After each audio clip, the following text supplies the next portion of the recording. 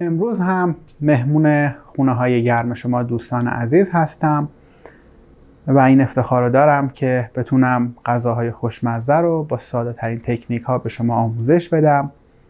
امروز هم میخوایم واویچکا درست کنیم، یک غذای خوشمزه از خطه گیلان که تقریبا شاید کمابیش همه بلد باشیم اونو درست کنیم، ولی این اصول صحیحش هست که میخوام بهتون آموزش بدم. رسیپی های مختلف داره که خب هر کسی یک چیزایی بهش کم و زیاد میکنه، ولی خب این رسیپی پایه و ساده ترین حالتش هست که شما اون رو میتونید به عنوان یک وعده غذایی جدا میل کنید یا به عنوان یک خورشت و همراه برنجتون میل کنید که به خورشت تنبل ها هم معروفه به خاطر سبک ساده پخت اون.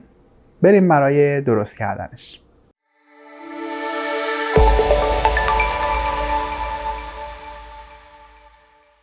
مواد مورد نیاز ما برای واویچکا: 1 عدد پیاز متوسط، 2 عدد سیب زمینی متوسط رو به بزرگ، 300 تا 400 گرم گوشت چرخ کرده، 3 تا 4 قاشق غذاخوری رب گوجه فرنگی، ادویه هم به مقدار مورد نیاز که شامل پودر سیر، ادویه پاپریکا، زردچوبه، نمک و فلفل. در ابتدا ما سیب زمینی هامون رو از کنار به صورت ورقه‌ای خرد میکنیم. با این ضخامت باشه کافیه، نیاز نیست ضخیم‌تر باشه. هنگامی که میخواین این غذا رو درست کنید شما به 2 روش میتونید این کار انجام بدید. روش اول روش رژیمی اون هست که میتونید سایز خیلی نازکتر از این ورقه ها رو بزنید، یعنی از این هم نازکتر. این ضخامت کافیه، ولی این ضخامتی هست که شما بخواین اون رو سرخ کنید. اگر که شما بخواین اون رو سرخ کنید که خب قطعا طعم خوشمزه تری رو میگیره، باید یه مقداری لایه هاتون ضخیم‌تر باشه، چرا که وقتی که قرار هست سرخ بشه ما میخوایم لایه بیرونیش حالت کریسپی و ترد بگیره و لایه داخلش همچنان خام باقی بمونه که وقتی که اون رو به موادمون اضافه میکنیم و میخوایم بپزیمش کامل سوخته نشه و از بین نره بافتش. ولی وقتی که شما کلا قصد دارید که از صفر همه رو بخواین آبپزی درست کنید و میخواین اصلا از روغن استفاده نکنید، پس مجبورید از یک سایز خیلی کوچیکتر استفاده کنید که در همون مراحل ابتدایی کار به غذاتون اضافهش کنید که همزمان با گوشت چرخ کرده‌تون سیب زمینی هاتون رو هم بتونید بپزید. بعد از اون نوبت به پیازمون میرسه که اون رو از وسط به 2 نیم تقسیم میکنیم و هر نیم رو در ابتدا از کنار به این صورت ورقه میکنیم و از این وسط شروع میکنیم به خرد کردن تا حالت نگینی بشه. دقت کنید توی غذاهایی مثل واویچکا، مثل گوشت چرخ کرده‌ای که میخواین تفت بدین برای روی پیتزا، یا مثل لازانیا و غذاهای این چنینی که پیاز رو ما مجبوریم بهش اضافه کنیم تا طعم و عطر خوبی رو گوشت به خودش بگیره و بوی ذهنش رو بگیریم، خیلی مهمه که پیازتون اصلا داخل غذا دیده نشه، چون هم شکل غذاتون رو زشت میکنه و هم طعمش ممکنه به اون طعم گوشت غالب بشه. بعد از اینکه سیب زمینیمون رو خرد کردیم، این یکی از فنهای کلیدی سرخ کردن سیب زمینی، حتما اون رو سریعا داخل یک آبکش بریزید و یک مقدار روی اون رو آب بریزید و بذارید در ابتدا یک مقداری نشاستش بره. اگر که میخواین بذارید چند ساعت ازش بگذره و اون نشاستش کامل بره، حتما به داخل ظرف پر از آب سرد منتقلش کنید و مقداری بهش نمک بزنید. ولی اگر که مثل من همین الان میخواین ازش استفاده کنید، بعد از یه چند دقیقه‌ای که آب اون کاملا تخلیه شد میتونید یه مقداری بهش نمک بزنید و سرخش کنید.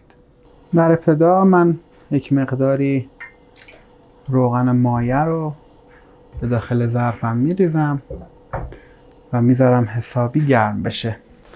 دقت کنید توی این مرحله ما نمیخوایم مثل پیاز داغ اون رو تفت بدیم، فقط میخوایم بذاریم یک مقداری بافت پیازمون سبک بشه و رنگش یک مقداری که برگشت و شروع کرد به کدر شدن و تقریبا حالت شیری شدن، اون زمان ما باید بهش زردچوبه رو اضافه کنیم.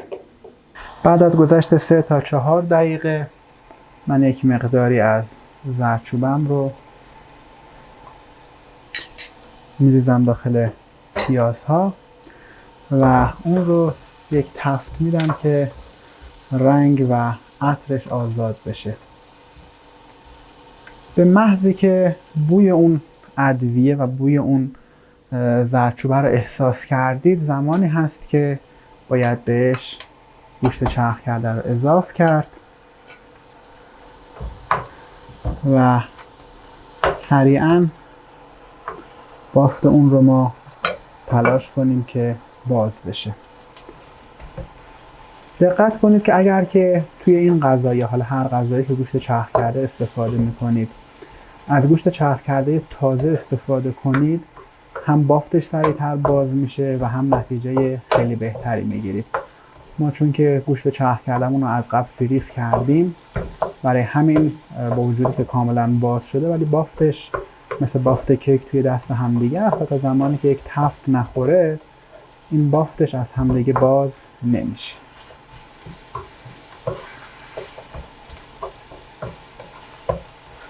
دقت کنید که بافت خود گوشت چرختون باید کاملا رنگش برگرده و بعد از اینکه رنگش کلا یک دست شد بذارین کاملا سرخ بشه.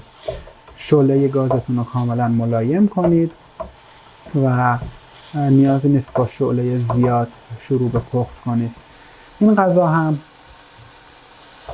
مثل غذاهای دیگه نیاز به صبوری، حوصله و عشق کافی داره. خیلی از افراد به این مرحله که میرسن میگن خب ما دیگه گوشت چرخیمون تقریبا پخته، بریم برای اضافه کردن مابقی مواد، در صورتی که این کاملا اشتباه هست.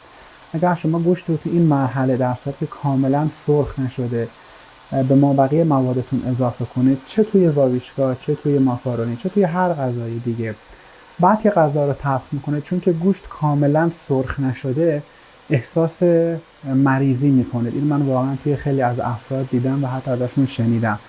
وقتی که گوشت رو به درستی نمیپزن میگن ما معمولا بعدش یک حس خیلی بدی به اصطلاح بهمون دست میده، حس میکنیم غذا کاملا هضم نشده.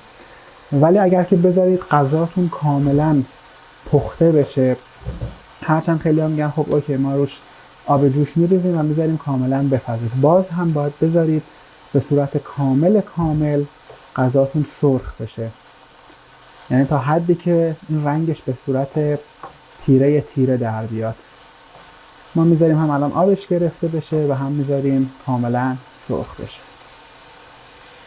الان حدوداً 5 دقیقه گذشته و ما توی این مرحله بهش ادویه رو اضافه میکنیم. فقط خیلی دقت کنید این رو از اول پختتون اضافه نباید بکنید، چون باعث میشه که ادویه‌تون طعمش بد بشه و اونجوری که باید به خوردش نره.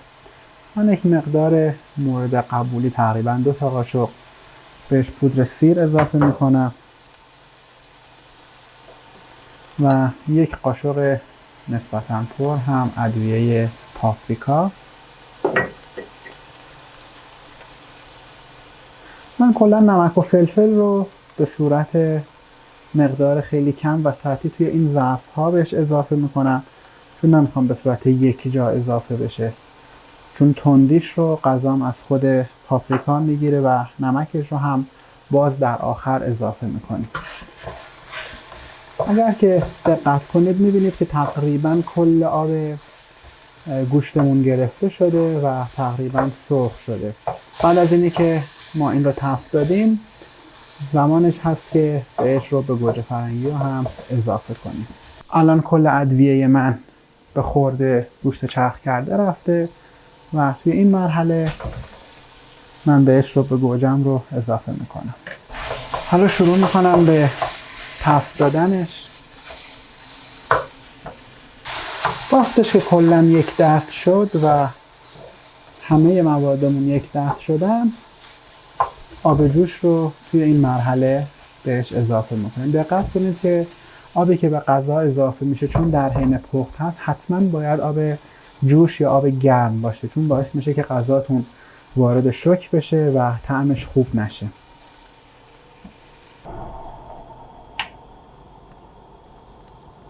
تا ما غذامون شروع میکنه به آماده شدن و جا افتادن، توی یک ظرف دیگه یک مقدار روغن میریزیم، مقداری هم نمک برای سیب زمینیمون که بهش نچسبه و اون رو به چند بار هم میزنیم و سیب زمینی که آبش کاملا گرفته شده رو بهش اضافه میکنیم.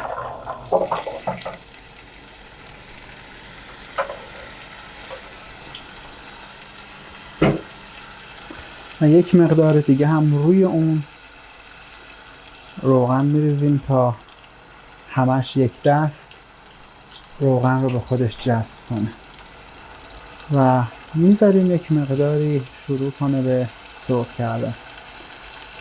همونطور که میبینید سیب زمینی ما داخل روغن تقریبا دوتور شده و میذاریم حسابی به حال خودش رها بشه تا کاملا سرخ و کریسپی بشه. یک رازی رو که من توی خیلی از ویدیوهام قبلا گفتم، همیشه میگم مقداری سعی کنید به غذاتون، به خصوص اگر که سیب زمینی سرخ کرده باشه، همین مقدار کم بهش یک مقداری زعفران اضافه کنید. هم باعث میشه که عطر سیب زمینیتون عطر بهتری رو به خودش بگیره و طعم و عطر نشاسته رو به خودش نگیره و هم باعث میشه که یک مقدار خیلی کمی سیب زمینیتون حالت زرد تیره تر یا حالا نارنجی خیلی کمرنگ رو به خودش بگیره و داخل خود غذا از این حالت بیروحی و سفیدی خارج بشه. نیاز نیست که خیلی زیاد بهش اضافه کنید، حتی اگر هم که توی خونه موجود نداشتید نیاز نیست حتی اضافه کنید.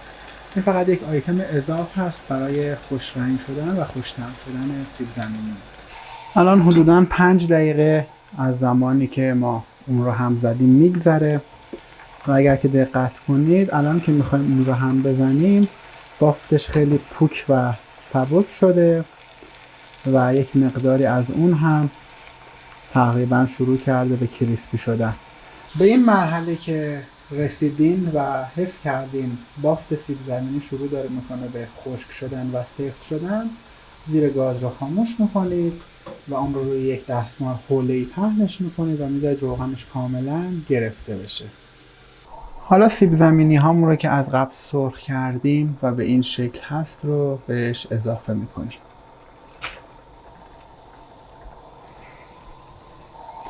و اون رو شروع میکنیم به هم زدن. دقت کنید که میزان سیب زمینی سرخ کرده‌تون یا همون سیب زمینی های نگینیتون نباید خیلی بیشتر از بافت گوشت چرخی باشه. تقریبا باید برابر باشه، حتی گاهن مقداری هم کمتر. یک مقداری که اون رو هم زدین و یک همچین شکلی رو به خودش گرفت، خورشت ما تقریبا آماده هست، فقط باید بذاریم کاملا جا بیفته. درب اون رو میبندیم و به مدت نیم ساعت بهش زمان میدیم. در نهایتا غذاتون باید به این شکل یک بافت نسبتا سفتی رو داشته باشه، نه خیلی شل و نه خیلی سفت و سیب زمینی هاتون هم اگر یک مقداری درسته داخلش باشه نشون دهنده این هست که غذاتون کاملا پخته شده. نیاز نیست که غذا رو کاملا تا جایی بپزید که سیب زمینی ها داخلش متلاشی بشه. این هم از خورشت گیلانیمون، خورشت واویچکا. امیدوارم که از این ویدیو هم لذت برده باشید.